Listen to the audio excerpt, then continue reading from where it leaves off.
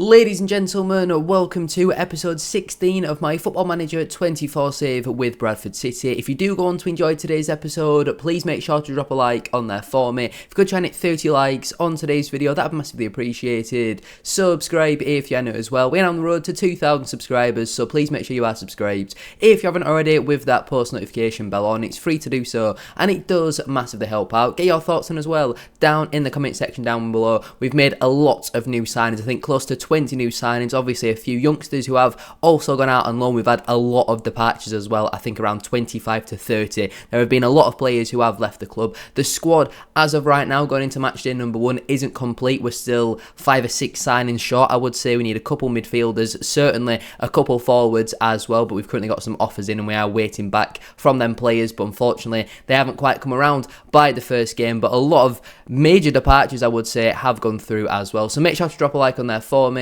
Subscribe if you're new as well, and let's get into it. We'll start out firstly then with the departures. Cameron Ismail has left the club on loan. He has joined Yeovil. Now you might be thinking, who is Cameron Ismail? We signed him on a free transfer following his release from Arsenal, and he has gone out on loan to Yeovil for the remainder of the campaign. They're paying all of his wages there. I can't remember what type of game time he's expected to get there. I would assume at least a regular starter, but 1.5 star current ability, 4-star potential. Out of all the young players we signed, certainly one of our more promising ones going into the future, but probably not a player you'll see for a couple of years, to be fair. But he's in, but he has also then left the club on loan. Ben Chief is a youngster that we picked up following his release from Southampton, and he has joined Brackley on loan for the remainder of the campaign. He isn't the greatest of signings, to be fair, not as good as what we thought, but again, we can always sell him on for a pretty decent fee if we need him to. Again, he's gone out on loan to Brackley for the remainder of the campaign. They're paying all of his wages and a really tiny amount of a loan fee, but probably a player that's never really going to play for the football club, but he's someone who we've signed, and he's also then departed on loan, so I just thought I'd update you with that one. Trayvan Mully was the next signing. The 18-year-old has joined the club and then also left once again. He's gone out on loan to Gateshead for the remainder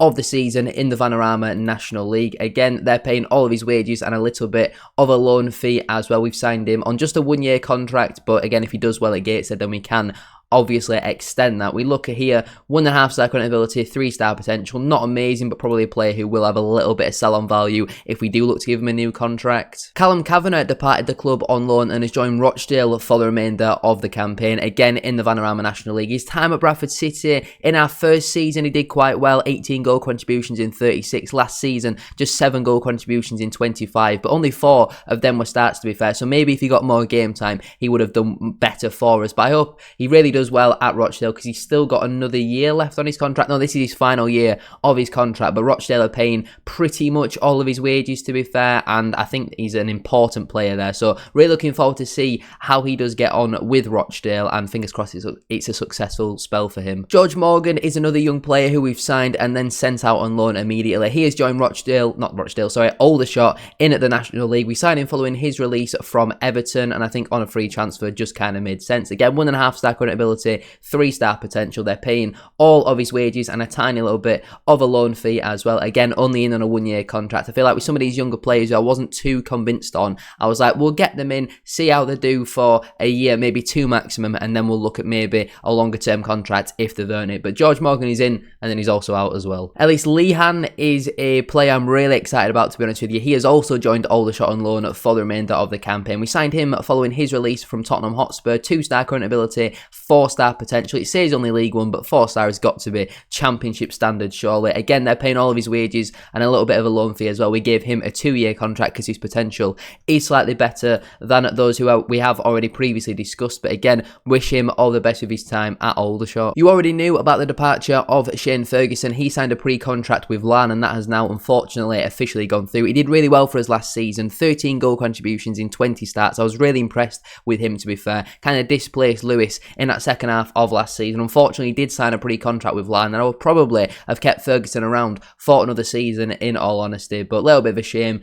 Not the end of the world, though. I do think he is replaceable. It'll be tough, but I do think he is replaceable, especially when you consider that he is now 34 years of age. Again, we knew about the departure of Kieran Kelly. He signed a pre-contract with Derry City and has gone back over to Ireland after, I would say, a pretty successful 2.5 seasons with Bradford City. He played quite a lot for me in both campaigns, to be fair, making 27 and 23 appearances respectively, so 50 appearances in the league in 2 seasons. He did okay in them games as well. Last season was kind of not planned to play much and ended up playing quite a lot of football, to be fair, because of injuries and all that sort of stuff. Signed a pre-contract with Derry City and he has now moved back over to Ireland. He probably wouldn't have got a new contract, in all fairness. Yusuf Akhamrich has also gone out on loan once again. This time he has joined at Swindon Town. Last season he went out on loan to Barnet in the Vanarama National League and got 12 goal contributions in 37 starts, which I think is a pretty decent return. Now we'll be looking to see if he can make that step up into League 2 and start scoring some goals once more. Again, lots of potential. He's actually currently a League 2 standard player. Out of all the young players we've signed, I think Yusuf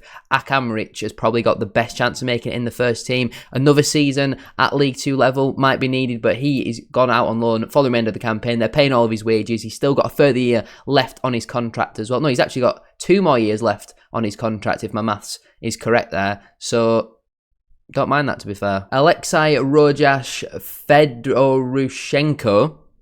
Yep. We'll call him Alex, as we always do. The 19-year-old Colombian has joined Hartlepool on loan for the remainder of the campaign. Last season was out on loan at Barnet in the National League and didn't do awful, to be fair. I wouldn't say he had a particularly great time, and that's why we've sent him back out to that level to get some more experience with Hartlepool. Very young goalkeeper. Again, 2 years still left on his contract. Hartlepool are paying all of his wages, and with pretty decent potential, hopefully, then I feel like maybe one day he could be our backup goalkeeper. But yeah, it's not the end of the world that he's not really developing too much, because I think as a backup goalkeeper on 250 quid a week, it won't be the end of the world in a year's time. Noah Wadsworth has joined Chorley on loan for the remainder of the campaign. The 20-year-old, I decided to give another year because I thought he did okay with Warrington, played quite a lot of football last season. This will kind of be his final contract with the football club. He has been given a 2-year deal because I do think there could be a good player in him here, but he's just not really developing in his number of loan spells that he's had, unfortunately. Last season played quite a lot for Warrington. This season at Chorley, I want him to really kick on and have a successful time out. In pre-season, he's had a good start to it, so hopefully he can have a pretty good time out at Chorley. Stefanos Evangoulou has also left the football club on a permanent transfer. He has joined a Croatian side in the First League over there. I've never managed in Croatia, so I don't know what type of standard this is, but we got £55,000 for him. He's played 2 games so far and actually done quite well. Last season, obviously, we signed him on a free transfer and didn't really impress. He was on big money, and I felt like we could have got better value for money, in my personal opinion, so this is a transfer that did really make sense for all parties. Ashton Missing, again, was another one of our young players we signed at the start of last season, and he's gone out on loan once more. Last year was out on loan at Kidderminster and got 10 goal contributions in 42 starts. This season, he's going back out on loan to Kidderminster in the Vanarama National League. They're paying a decent amount in terms of a loan fee. Again, he's still got 2 years left on his contract with the football club. They're paying all of his wages, but that potential isn't really there anymore, in all honesty. John McLaughlin also left the club on a permanent transfer. Again, was on high wages. You look at his age and everything. Last season wasn't amazing, to be fair. Conceded 63 goals, but also managed to keep 20 clean sheets. It was really strange, but we managed to get nearly £30,000 in fame. He did a job for us for a year in League 2, and on the whole, kind of happy that he is now out of the door, to be fair, because we've definitely improved on him. Ruari McConville has also left the club on loan, a man who we signed on a free transfer following his release from Brighton. He's gone out on loan to Cheltenham for the remainder of this campaign. They're paying all of his wages as well, and again, has that 4-star potential, but it's not actually 4-star potential. It's 3-star with the potential of it being 4-star potential. It's really confusing, his Football Manager, but could be a good player for the future. The 20-year-old has joined a League 2 side on loan for the remainder of the campaign. 6'1", 2-star current ability. I think it could be a good move for him. Tyler Smith departed the club on a permanent transfer. Spent last season out on loan at Oldham Athletic, where he scored 13 in 40 starts, and now has joined Burton Albion on a permanent transfer. They've paid over £150,000 for him. His time at Bradford City just never really worked out, to be fair. He played quite a lot in our first season in terms of goals per appearance ratio. You know, I had a 7.01 average rating, 5 goals in 3 starts. Obviously very good. 11 appearances for him in total in the league. Actually scored 8 goals, including his goals in the cup. So actually did okay for us, to be fair. Again, did okay with Oldham Athletic last season, we are going to be playing against him this season because he has moved to a League One club. Surprised by that move, to be fair. They've signed him for big money and only given him a 1-year contract as well, which seems baffling, but Tyler Smith has departed the club on a permanent transfer. Jack Morehouse has also left the club on loan and joined Solihull Moors. Last season spent, I think, the second half of it out on loan at Altrincham, which he massively struggled there, in all honesty. So he's now gone out on loan to Solihull Moors, and hopefully he can cement himself as a regular starter there. They are paying all of his wages as well until the end of the season, and a little bit of a loan fee as well. Again, that potential isn't really there anymore. He's still got a further 2 years left on his contract, so maybe this time next season we might be looking to sell him on a permanent deal. Adam Wilson departed the club on a permanent transfer and joined Bristol Rovers on a 2-year contract. They paid £60,000 for him, which could rise up to £100,000. His 2 loan spells haven't massively impressed, to be fair, in the National League. It did okay in his first spell with Fylde. Last season, though, at Swindon, didn't really impress, in all honesty. Just 5 goal contributions, and he's now made that step up 2 divisions into League One. Strange signing, really, in all honesty, from Bristol Rovers, but we got nearly 100 grand in for him, so I'm not going to complain. Ismail Kabir was a man who I didn't really want to sell, but I feel like we got in a really, really good offer for him. He has joined Bristol City for £400,000, which could potentially rise up to £600,000. I feel like to sign a player on a free transfer and then sell him on a year later for 600 grand is really smart business. Did really well for us last season. 7 goal contributions in 15 starts, 16 league appearances in total. Only 19 years of age. Lots of potential there for him, but I just feel like we needed that 600 grand because we want to go one better again this season, and we're putting all the transfer budget that we get into the wage budget. I felt like that 600 grand has certainly been reinvested. You look at his transfer value, nowhere near the £600,000 that they've paid for him, so I'm really happy with that business, and he could be a really good player, but as of right now, I don't think he was really on paper first team quality. We haven't yet replaced him. He's wanted though by Stockport County on loan, and I feel like for 600 grand, I just couldn't really turn that down. Central defender Jack Kingdon has joined Mansfield Town on loan for the remainder of the campaign. Spent last season out on loan at Barrow in the Vanarama National League and did pretty well there, to be fair, in all honesty, and this season will now make that step up into League 2, and fingers crossed he can have another decent loan spell there. Again, has that 4-star potential, which is still showing as League 1, unfortunately, but he's still got a further 2 years left on his contract. He's on to Mansfield for the remainder of this season. I think that's a good move, really, for all parties. Adam Lewis signed for Wrexham on a 1-year contract. They paid £150,000 up front, which will rise up to £200,000. Again, we signed him on a free transfer. He massively stunk, really, last season, so to get 200 grand in for a player we had for a year and didn't really achieve much, in all honesty, was displaced by Ferguson for the large part. Only 22 league starts for him at last campaign and just a 5 goal contributions. Interesting, they've only given him a 1-year deal, but Wrexham are throwing money around like it doesn't really mean anything, to be fair. They are in League 1 as well going into this season, so we are going to play against him again, but Wrexham were trying to sign a lot of our players this transfer window, as can be proven by Alex Patterson joining the club on a 1-year contract. Again, they paid £63,000 for him, which will rise up to £105,000. His time at Bradford City never really worked out. His first season did really well for us, to be fair. 10 goal contributions in 28 starts. I was really happy with that from midfield, but last season just didn't contribute enough. Did only get 6 starts, to be fair, but 21 league appearances, 1 goal, 1 assist, 6.71 average rating. He was never going to play this season, so it made sense really to get him out the door for 105 grand. Again, money I just felt like I couldn't really turn down. Caden Rooney has joined Oldham Athletic on loan for the remainder of the campaign. Again, they are still in the National League. He's already played a game for them, to be fair. Spent last season out on loan there. He got 8 goal contributions in 42 starts. Again, has decent potential, but it's just not really coming through at this moment in time. Still got 2 years left on his contract with Bradford City. Oldham are paying all of his wages, and I feel like it's good for him to have that continuity from last season into this season with the same football club. Clark Adore joined Bristol Rovers on a permanent transfer. They've given him a 2-year contract. He follows Adam Wilson to make that switch from Bradford down to Bristol, and they paid £165,000 for him. Absolutely crazy, some of these transfer fees we've managed to get in, but that's kind of what happens when your players are making that step up a league and have been promoted, because, you know, 4 goals and 1 assist in 20 appearances, no goals and 2 assists in 10 appearances. Again, his time at Bradford City didn't really work out for him, so to get close to 200 grand in for him made a massive amount of sense, really, just to let him go and get that big fee in for him. I told you we weren't done with Wrexham's transfer business. They've given Charlie Lakin a 1-year contract and paid £325,000 for him. Again, we signed him on a free transfer transfer and we flipped him for over 300 grand. It makes sense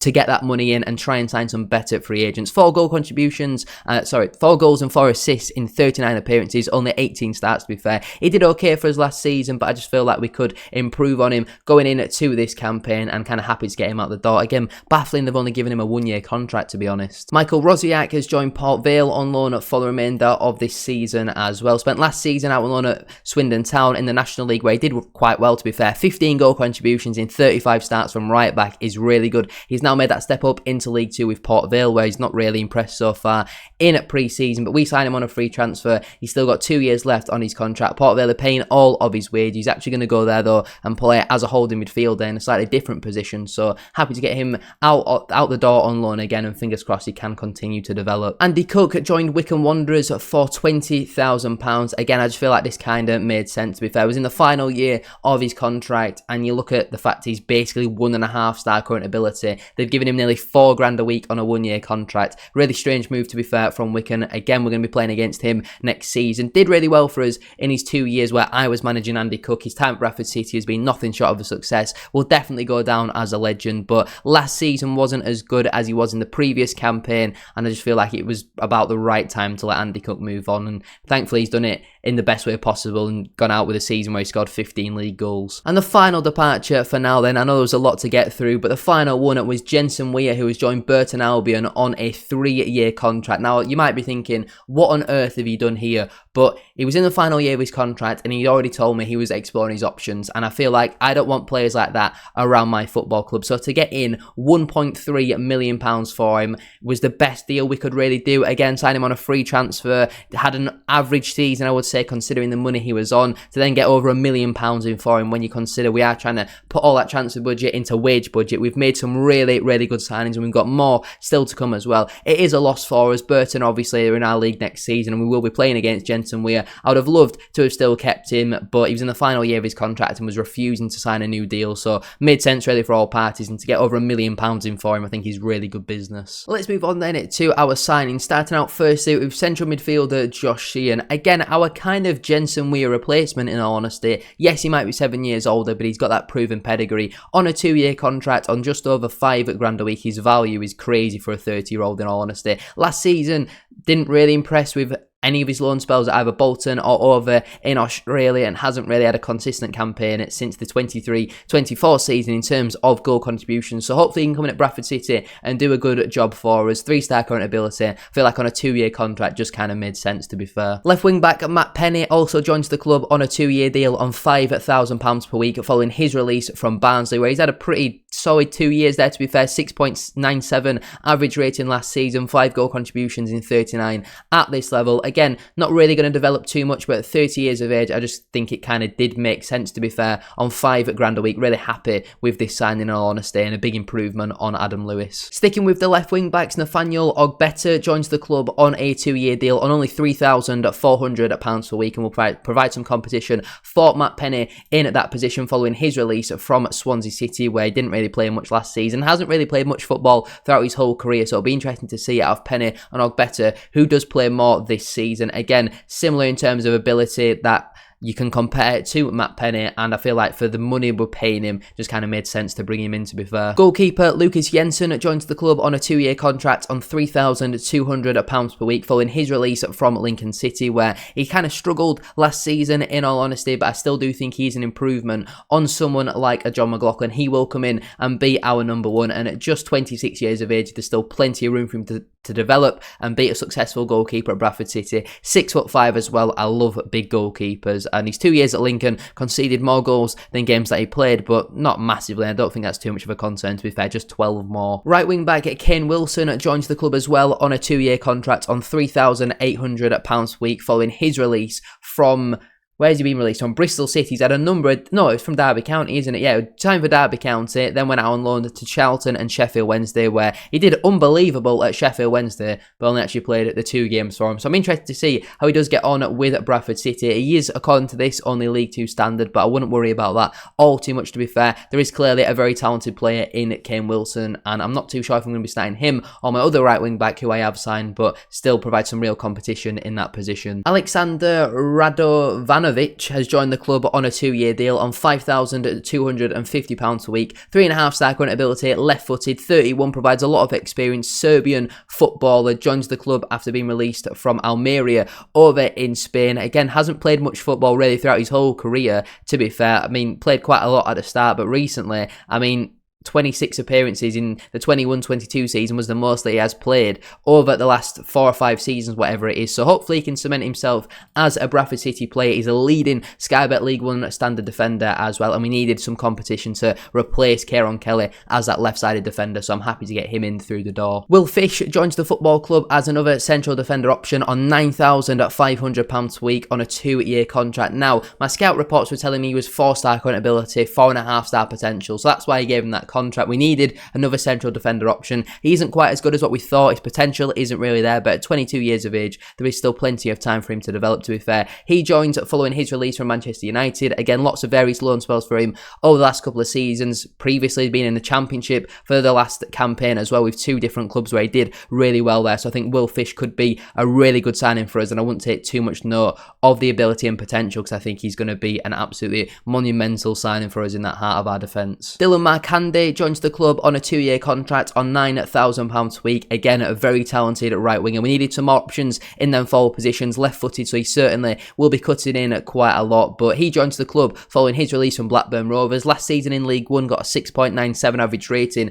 with Stockport County. And to pick him up on a free transfer, I just feel like it kind of did make sense. He's a leading Sky Bet League 1 player, so I'm happy to get him in through the door. Liam Lindsay joins the club as another central defender option. Again, left-footed at 6'4", 2-year contract, £5,250 per week. Provides some more experience on that left side. He has got a 5-game ban, which I'm not really too sure what it's for, to be honest with you, but really happy with this signing. He comes following his release from the Championship side Preston. Hasn't played in League 1 since the 18-19 season, so provides a wealth of experience from that division above, and I'm really excited to see how he does get on with the football club. We've got a lot of competition in defence this season. Lewis Brunn is another man who can play in that position, but he can also play as a holding midfielder, thankfully. He comes in on a 2-year contract on £4,800 a week. If there's any Mansfield fans watching, I got him in just for you. 24 years of age, 3-star current ability, 3.5-star potential as well. He joins the club following his release from Leicester. Spent last season out on loan in League 1 where he didn't do awful, didn't really play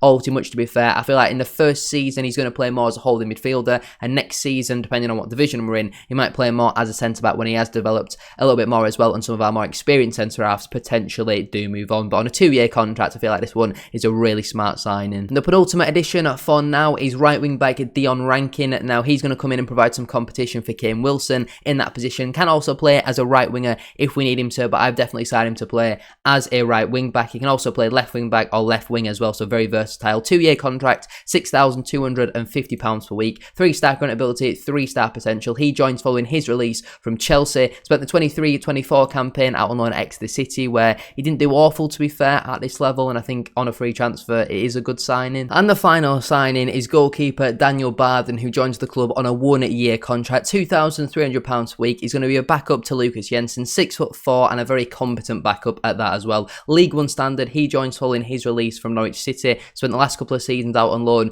in Australia as well. He actually had 3 different teams out in Australia on loan at last campaign, where he didn't do amazing, didn't do too bad, to be fair, but he is our final signing. Lots of transfer business there. Hopefully you've managed to just about stay with me for it, because I told you it was going to be a big rebuild this summer. Our pre-season then, we had a 3-1 win away at Guiseley, a 2-1 win at home to Arbroath, a 3-0 win away at Bradford Park Avenue, a 3-1 win at home to Berwick, a 2-0 defeat at home to Birmingham City, a 2-1 defeat away at Barrow AFC, a 3-0 win at home to Blythe, a 2-0 defeat at home to Bolton, a 1-0 defeat away at Sutton, a 3-1 defeat at home to Fulham, and a 7-0 win at home to Congleton. In today's episode then, we have Wrexham at home, and that is going to be the only game in today's episode because it has been a very long one so far with all the transfer business. Apart from that, I think you're up to date. We do have some potential signings coming in. Obviously, I'll let you know them in at the next episode, but let's waste no further time and finally get into that first game of today's episode. Here we have it then. Here's how we line up for the first game of our League One campaign at home to Wrexham AFC. We've got Jensen in goal, a back three of Fish, Brun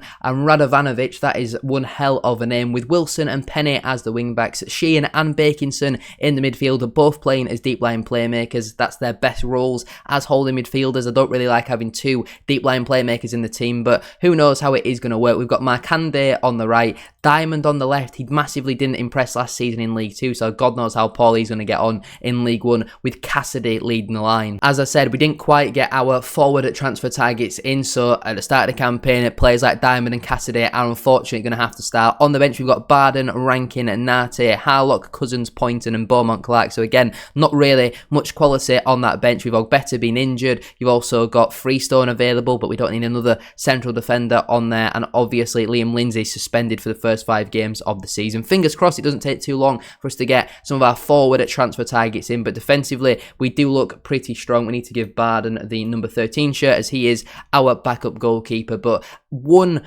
of the players who we've offered a contract to is going to be probably our best forward signing that we will make if we manage to get him through the door. We've agreed a deal, but he could obviously go other places as well. In terms of former Bantams who are playing, Charlie Lakin is in at that midfield. No Alex Patterson and no Adam Lewis in the entire matchday squad. So again, does seem like a really bizarre signing. Elliot Lee only on the bench. Paul Mullin captains aside, and Stephen Presley is the Wrexham manager. That's certainly a very interesting one. We'll tell the players we have faith in them to go out there and make the difference. Wrexham, I think, got promoted in the first season. We got promoted in the second season. So it'll be interesting to see how we both get on in this one. They're playing a 4-3-3. They've already had a pretty significant injury as well, which is, I guess, positive news for us. Early corner here then for us, which Kane Wilson will take over on that far side. He swings it in towards that near post, headed away by Good, only as far as Wilson. He cuts in on that right foot and strikes. It's a brilliant save from Arthur Okonkwo. It looks like they've managed to get him back on a permanent transfer, and it now be Penny to put this corner into the box. Left-footed in swinger towards that front post, headed away by Good once more,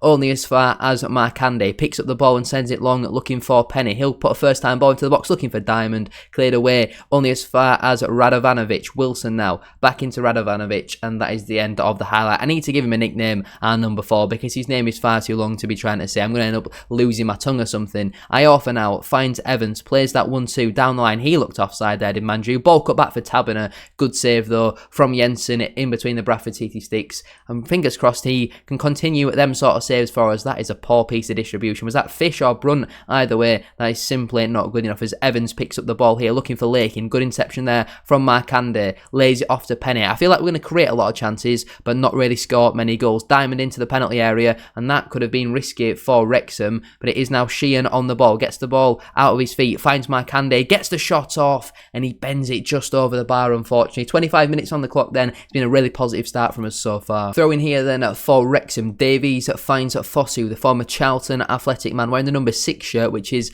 a very interesting move. Taberner now finds Davies into Lakin, ball around the corner into Fosu, big chance, and it looks like the referee has given a penalty. Wilson has given the spot kick away, and it'll be Paul Mullin to have the opportunity to open the scoring here for Wrexham. Against the run of play, he sends Jensen the wrong way. Really disappointing that. Wilson has picked up some sort of an injury here, but just kind of a foul he didn't really need to commit there. We had enough cover. It's a really good penalty though, to be fair, from Paul Mullin. Sends Jensen completely the wrong way, and we now find ourselves behind. Not the start we were looking for in today's game, especially when we have been much the better team. But I said it's going to be a problem for the first few games. Until we get some quality in these forward positions, we're not going to win football matches, because players like Diamond and Cassidy weren't really good enough for us last season, so they're not really going to be good enough for us making that step up into League 1. Half-time, 1-0 to Wrexham. What was that? Get your acts together and start playing football. Even some of the subs are motivated by that. I think Wilson is probably going to need to be one of the players who does come off, but the quality on the bench, it's not amazing in all honesty, as we have scored a football goal.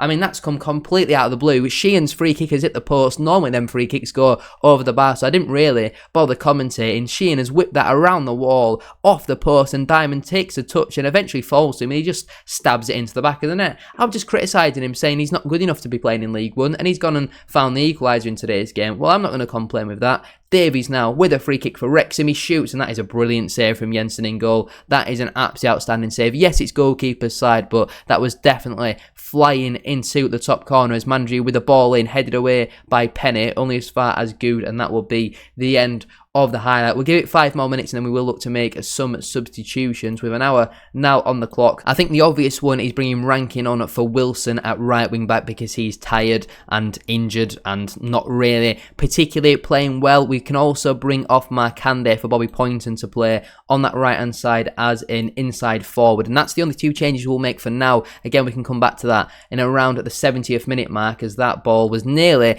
put Jack Diamond in behind, but he's headed back to Okonkwo in goal for Wrexham, and he's got loads of time here to just send this ball long, which is something that he does, looking for Fosu. Fish underneath it, only as far as Markande. Our subs haven't gone through yet. Good inception there from Sheehan. He finds Penny. Diamond now gets in tackled, but it comes to Sheehan. Ball through to Markande, about to come off, and he's found himself on the score sheet. Dylan Markande with his first Bradford City goal, and we have turned this game on its head, and deservedly so. We have been much the better side in this one. It all comes though from Josh Sheehan winning that ball back in the midfield, and then he picks it up on a second occasion. Brilliant ball through to Markande, and he finishes it beautifully into the back of the net. Do I still want to make them subs? Yes. I feel a bit harsh on Markande now. He scored and he's instantly being dragged off, but we'll get Poynton on. I think he's a little bit unhappy at this moment in time. I'm not really too sure what for off the top of my head. We're also going to make another double substitution here. The quality on the bench though just simply isn't amazing. Can Beaumont Clark play as a striker? Maybe he can't. Can Diamond play as a striker? He can't. No one can really play in these attacking positions. It's a big problem we've got at the moment. I think we're going to bring Harlock on for Penny and put Rankin over to left wing back and play Harlock